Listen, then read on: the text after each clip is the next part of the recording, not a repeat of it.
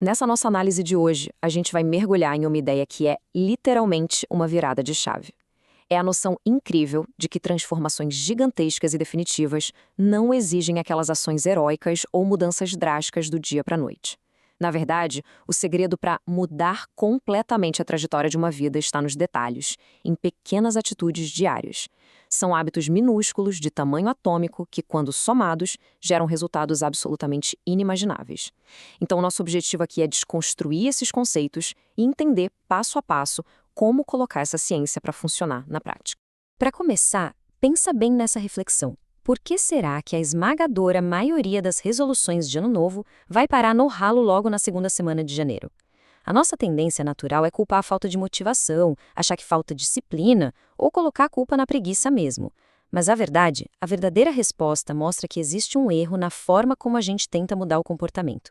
O problema não é a falta de vontade de mudar. O problema é que o método que a gente usa, na maior parte das vezes, está completamente equivocado. E é exatamente aqui que a matemática entra em cena para mostrar a diferença que um bom método faz. Imagine desviar aquele foco exaustivo de fazer grandes revoluções e concentrar a energia em melhorar apenas 1% a cada dia. Pode parecer algo totalmente relevante no curto prazo, não é mesmo? Mas ao longo de um único ano, por causa do efeito da acumulação, a pessoa se torna quase 38 vezes melhor do que quando começou. É um salto de desempenho simplesmente absurdo, criado só por causa de pequenos ganhos contínuos. Então, para entender isso a fundo, o nosso roteiro passa por 5 pilares. O poder do 1% diário, por que focar em sistemas em vez de metas, as 4 leis da mudança, a famosa regra dos 2 minutos e, para fechar, o poder oculto do nosso ambiente. Bom, começando pela base de tudo, o poder de focar nesse 1% diário, onde pequenas mudanças trazem resultados massivos. Existe um mito enorme por aí de que o verdadeiro sucesso exige que a gente se esgote buscando transformações radicais. Mas a vitória real vem de ajustes finos. Pensa nessa analogia financeira que é genial. Os hábitos são os juros compostos do autoaperfeiçoamento. Assim como o dinheiro rende no banco com os juros, um pequeno esforço hoje rende dividendos amanhã. Mas atenção, porque o contrário também é brutal. Pequenas escolhas ruins repetidas todos os dias acumulam uma dívida comportamental gigantesca. Ou seja, a direção em que a gente está indo importa muito mais do que onde a gente está agora. Avançando para o nosso segundo pilar, vamos falar sobre focar na engrenagem, ou seja, em sistemas e não apenas nas metas. O que realmente separa quem tem sucesso de quem não tem não é o ponto de chegada. Olha que interessante. Tanto os vencedores quanto os perdedores de qualquer competição costumam ter a mesmíssima meta. Então, a meta em si não é o diferencial. A meta serve só para vencer uma partida isolada. Já os sistemas são a máquina trabalhando nos bastidores. Eles existem para manter a gente jogando em alto nível para sempre. É o refinamento contínuo, focado obsessivamente na rotina diária que empurra o progresso para frente. E isso nos leva a essa máxima que é um verdadeiro soco no estômago. Nós não subimos ao nível dos nossos objetivos, nós caímos ao nível dos nossos sistemas. Confiar apenas na ambição de querer muito uma coisa é a receita clássica para o fracasso. Sem uma estrutura, a gente sempre escorrega de volta para os velhos padrões. Agora, depender de uma rotina sólida e bem desenhada garante que o barco continue navegando, mesmo naqueles dias em que a motivação simplesmente desaparece. Mas a mudança de comportamento mais poderosa de todas acontece quando a gente mexe na camada da identidade. Existe um abismo entre alguém que diz "estou tentando correr" e alguém que bate no peito e diz "eu sou um corredor". Cada pequeno hábito que praticamos não é só uma ação solta no vento, é como se fosse um voto de confiança para essa nova identidade que está sendo construída. Legal. Vamos agora para a terceira parte, as 4 leis da mudança. Como a gente desconstrói o ciclo do hábito dentro da nossa cabeça. Todo hábito, do momento em que nasce até ficar enraizado no cérebro, passa por um loop de 4 fases. Funciona assim.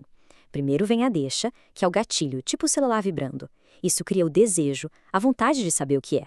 Logo depois, a resposta, que é a ação de pegar o aparelho. E, no fim, a recompensa, que traz a satisfação. Deixa, desejo, resposta, recompensa.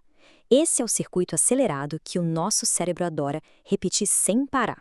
E entendendo isso, fica muito claro como intervir na própria biologia. para criar um hábito bom, precisamos hackear essas 4 etapas para que a ação seja óbvia, atraente, super fácil e satisfatória. Quer destruir um hábito ruim? Faz exatamente o inverso. Torna a ação invisível, chata, super difícil e altamente frustrante. É pura engenharia reversa. E para garantir que essa engenharia funcione desde o dia 1, existem truques visuais fantásticos. Fazer um X vermelho bem grande num rastreador de hábitos no calendário dá uma injeção de dopamina no cérebro.